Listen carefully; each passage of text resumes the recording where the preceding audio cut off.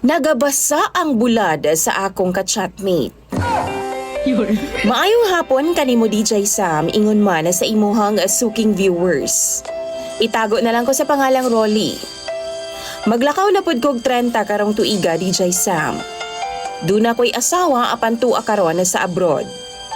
Naa namin 5 ka mga anak DJ Sam.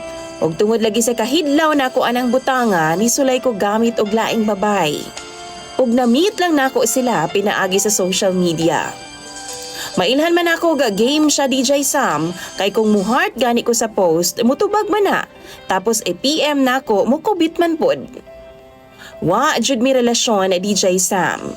Pure ana-ana lang yun ang among mga tuyo sa usag-usa. Dili ko gusto nga ma-attach sa ilaha kay naaman ko'y pamilya. Game pod sila DJ Sam. Hangtod nga naila na ako si Girlie sa chat gihapon. Single mom siya DJ Sam. Dili siya gwapa, dili pod pangit, apan okay na. Sakto lang gud DJ Sam.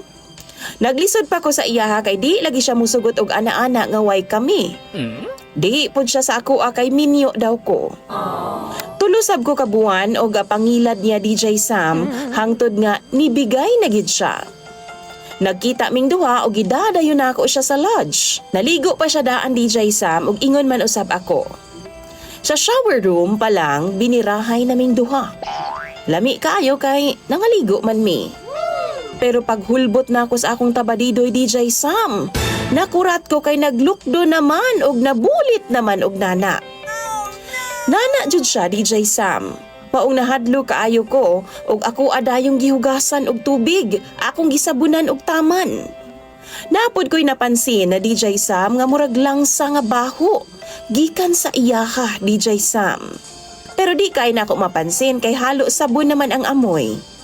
Humana sa duha namo ka rounds nanggawas nami og nangaon sa batsuyan DJ Sam.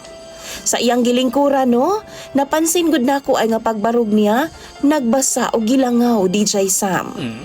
Langsa kaayog baho.